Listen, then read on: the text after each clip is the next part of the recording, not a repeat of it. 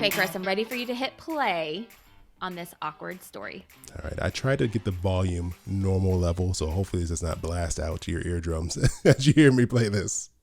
Hi, Chris and Allison. My story has to do with being first generation and having to have a conversation with my parents about their financial future. They immigrated here from a different country and they don't really have a lot of savings for retirement. So as the oldest of 7 kids, I'm having to figure out how us kids can help assist. I am in my early 30s and we are family planning. So I'm having to plan both for future children as well as helping my parents out in their retirement when I don't really have any other financial support besides myself and my husband, who also helps to financially support his parents. Now, I'm the only one that is financially able to help at this time, feeling quite a bit of stress and trying to figure it all out while not being resentful towards my parents and my siblings. Any advice you can offer about how to bring this up? I've tried to a few times and it just hasn't really gone anywhere. My parents have a really hard time opening up about what help they need. I think that as immigrants, they did a great job coming here to give their kids an opportunity to be successful, and I just want to pay it back. So anyway, thank you. I love your podcast. Bye. All right, Allison, take it away. Since you haven't heard this, I want your immediate reaction to this. I guess, my immediate reaction is I actually just recorded a podcast with 2 people from the Dream Teacher Project, and it's Sunem and Israel Tovar, and they are first generation I believe they're first generation immigrants. But what they were talking about was the burden that people like this, are in because they feel like they have to carry the weight of them and their children and their parents. So they're carrying the weight of 3 generations on their back, trying to make sure that everyone is in a good position financially, which is a lot of stress to put on yourself It's a lot of pressure. and to take on. Because it's enough pressure to take care of your own self financially. Like just sometimes thinking about what you have to do. Oh, I got to save for retirement. Oh, I got to make sure I pay off this debt. Oh, I got to save for emergencies. Oh, I got to get some insurance. It's that's enough alone to make you just want to not do anything. And then if you're I also have to worry about these same things for other people, it makes sense why it feels like such a weight to handle something like this. Yeah. And it's a hard thing to bring up because typically, older generations see talking about money as very rude or disrespectful or taboo. And so it's you're putting them in a very uncomfortable position to, number one, have to talk about something that has been very taboo, and then to also talk about something where they feel like they might have failed. Yeah. Or they might have dropped the ball. So it's like this double whammy. So I think number one, taking space and saying, okay, it's going to be uncomfortable and that's okay. Don't go into it expecting this rainbow conversation where everyone's excited and happy and butterflies are floating around and it goes well. You're going to be talking about something that's uncomfortable. Number 2, expect that you're not going to get to have this full conversation in one sitting. Right. That's a good point. I didn't think about that. Yeah, because you want to knock it all out at once. Come here, give me 25 minutes. We're going to talk about this and fix all the problems. Exactly. Let's go. And you're expecting them to open up right away, and that can be really hard. And so you have to. It's going to be a continual conversation. And then I think also making sure obviously this person I think wants to help their parents, but they said they are feeling resentful of their parents a little bit, which I think is totally normal. I think that's absolutely fine. Allow yourself to feel that way. It doesn't make you a bad child. It doesn't make you a bad sibling. And it doesn't make you a bad person. No. But what was I saying? It's okay to feel resentful. I know you lost yourself there. It doesn't make you a bad person. I don't know where you're going after that. I don't either. I was going somewhere. It was really good. I was going to make a really good point. And then, I would say do the mindset work on yourself and then figure out what do you want to do. Obviously, there's what you should do, right? What you feel in your heart you should do. But what do you want to do? And then when you're saying, you know what? I want to do this for them because it makes me feel good and it's important to me, that allows some of that resentment to fade away because you realize that, part of you is doing this because you want to. And then figuring out, okay, what do you need to do with your finances to get yourself right? And how much time do you have until your parents do need your help? That's true. Okay, let's break it apart. Let's break it Woo, apart that was a lot. because you just answered all the problems, Allison. So we're gonna break it Okay, I'm apart gonna into write. I'm gonna sections. take notes. All right. So let's first. I want to focus on the part about being resentful because Okay. Feelings. why are you writing like that? Because Why we're is it gonna so talk close to your about Why is it so close to your face? feelings. No, why We're gonna talk about you're writing feelings. you're writing like this. This is what you look like, Allison. Because I don't have my glasses on. Feelings first. And then we're going to talk about how to have the tough conversation. Oh yeah. And then we're going to talk about how to plan the money out responsibly. Okay, this is going to be a 3-part conversation. 1, 2, 3. You look very responsible right now. That is Yes. gigantic. How big you wrote that. I hope you didn't need that page for anything else. I didn't. Okay. All right. So let's talk about the feelings part, right? So the resentment. I think sometimes you feel guilty for feeling resentful sometimes, right? Like you feel like, oh, I'm a bad person for feeling this way, even though I think it's okay. It's okay to have those feelings. Like it's okay to resent someone or be frustrated or upset by a situation. I think it's just Yes. natural. Everyone feels that way. You shouldn't beat yourself up for being like, I don't like this situation. Yeah, I absolutely agree. So how do you think someone should deal with that though? I Like think we're saying it's okay. Yeah. Like it's okay for you to feel this way. But then what do you do? Well, I got to just stop and say, Aaliyah said, Allison is such a teacher. That's what I was like, what is that? I was like, first I went to old lady, but yeah, you look like a teacher. Like, all right, class, let me show you all. First, we're talking about number 1, feelings. Can you use the word feelings in a sentence? Have you ever felt feelings? The way I would also see it is a stair-step plan, right? We're going to talk about our feelings first, and that's going to help us get our mind right. Then we're going to talk about how to approach it in a conversation that makes everyone feel seen and heard. And then we're going to talk about how to make sure we are doing what we need to do to create a plan that sets us up for success. If you're just listening to the audio of this, Allison has physical, displays to show everyone as we go through this. But okay, so resentment, right? I think it's okay. You just got to embrace the feelings, right? You just got to embrace what that is and understand it's okay to feel that way. And you have to decide, like, yes, you may feel upset about this, but then for you, what are you okay doing? Like, even if you do feel some resentment, even with those emotions, do you still feel okay going forward and helping? Like, is that a deal breaker for you? You're like, if I'm going to be stuck as the only one doing this, I can't, I won't, I'm not going to do it. Or is it like, I still want to do this, but I know I still have these feelings behind like all of this, and just being okay with just kind of like accepting that, but then doing what you want to do and feel is right for the situation. That's kind of how I would approach it.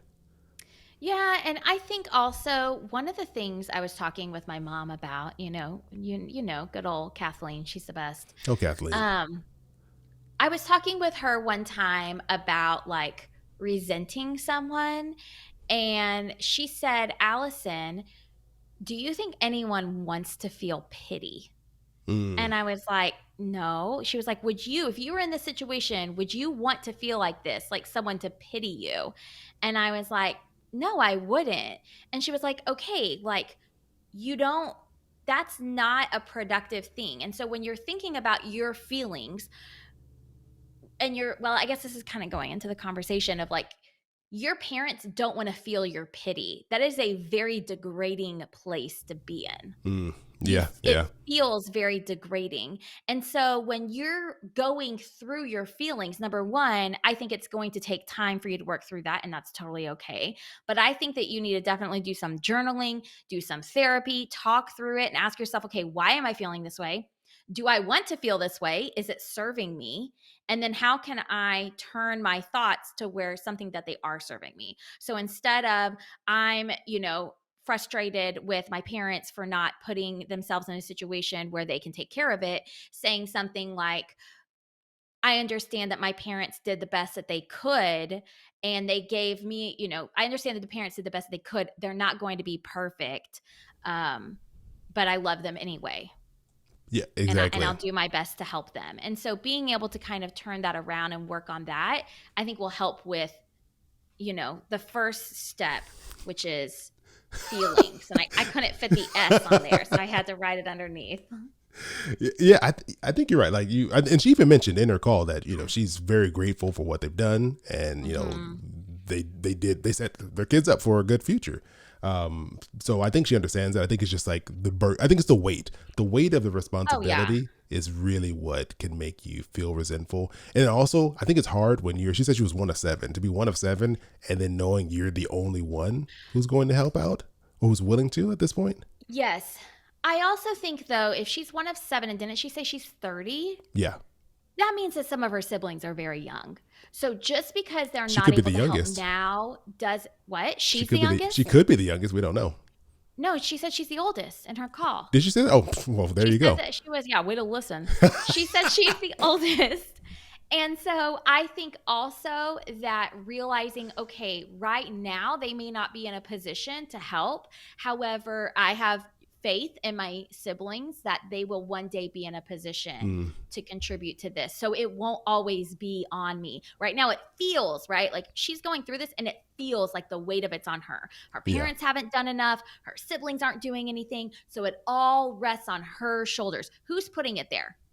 Who's putting that expectation on that's her? true. It is a self-inflicted amount of pressure she's putting on herself. Yes. And so being able to recognize that and then just saying, you know what? Like, I know that where my siblings are now is not going to be where they are later. And so maybe they can't help now, but they will, someone's going to be able to help later. And then saying, I know that where my parent, where I am now, she's saying that she's stressed about family planning and all of these other things. You're not going to be in that financial state forever. And realizing that, it gives you hope and it helps remove some of that heavy burden.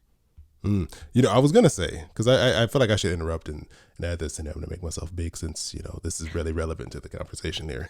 Um, Allison, And because you can. and because I can have full total control over here.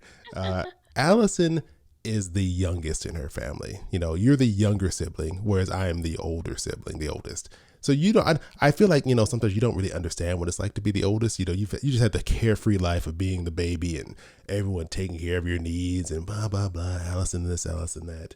But being the oldest, you just automatically take on some of the pressure, even though you probably shouldn't, just because you've always been in that role of having to care for the siblings under you. It just happens. You're the default babysitter. You're the default chef. You're the default everything else because you're the oldest and you can do all the stuff that those little ones can't. And so I think it's natural for an older sibling to just pile it on and say, I have to not only look out for myself, I got to look out for my parents. I got to think about what's going on with my younger siblings. Is because it was with six other siblings. You may not everyone may be in a great place financially. So then you're trying to worry about them. So I think it's just natural being the oldest that you start to just pile some of that on, even though you shouldn't. But you wouldn't know, Allison. You've had Okay, hold had on. everything taken care of for Hold on. you. I'm sure your brother had to carry Chris, you around, stop. put you in Stop. bed and lay you there. Here you go, little Stop. Allison. Put a little Stop. crown, a little princess crown on your head and It tuck was you a in. tiara. No, okay. So actually, when you first started saying all of this, I was getting very annoyed. I was like, you could see it in my face. Because I was like, that's not what it was like. But I realized my brother and I are only 18 months apart. Oh, you're We're pretty very close. close in age. And women usually mature a lot faster than men. So maturity wise, I'm Yeah. older than my brother. However, Does he listen to so I this? was starting Can to we get can we send him a annoyed. link to this? No, he doesn't listen to this. I can say whatever I want. Anyway, however, when you were talking about that, I immediately saw my children. And my children are just over 2 years apart. And I can see my older son has that responsibility, has everything you Yep. were just saying. And I immediately was like, how do I take some of that burden off of him? Yeah, Like, what do I need to do to yeah, take you some need of to be that burden thinking off about of him? that. Maybe one of us can get out of this whole older sibling thing in better shape. Go take some of the stuff off his plate now, Allison. Go make the Okay. younger sibling go clean his room for him. Okay, I'll see what I can do. But Okay, yeah, so now that we've okay, talked about we got the feelings, feelings done. All right. now we're going to move on to having the conversation. This is how to have this and approach this conversation with parents that are don't want it. They're not open to having the conversation. Yes, and I think we have a comment here. I think that goes along with this really well here. This is from Mm-hmm. Aaliyah again. She said, yes, have empathy for them. I remember in a past episode, Allison said that they don't have easy access to the information that we do today. So I think that's a Yeah. good jumping off point for that. Yes, absolutely. I mean, if you think about our parents, there was no internet. I mean, it's crazy to think about how people learned how to build wealth and how difficult it was to gather that information Yeah. and to learn it. So you have to take that into consideration, number one. And then number two, having the conversation. I think also realizing that the conversation is going to be a process. It's not going to be a one and done thing. Expect pushback.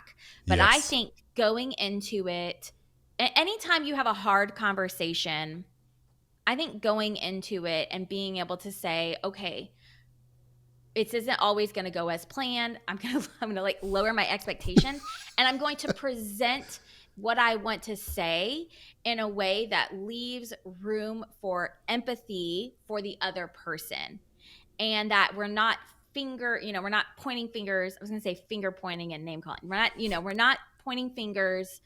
We are just like presenting this concern, right? Mm. And realize that they might shut you down, and that's their right to say, I don't want to have this conversation. That is their right. If they want to work and not have to ask for that help, that is absolutely their right. But you know that maybe one day they will need that help.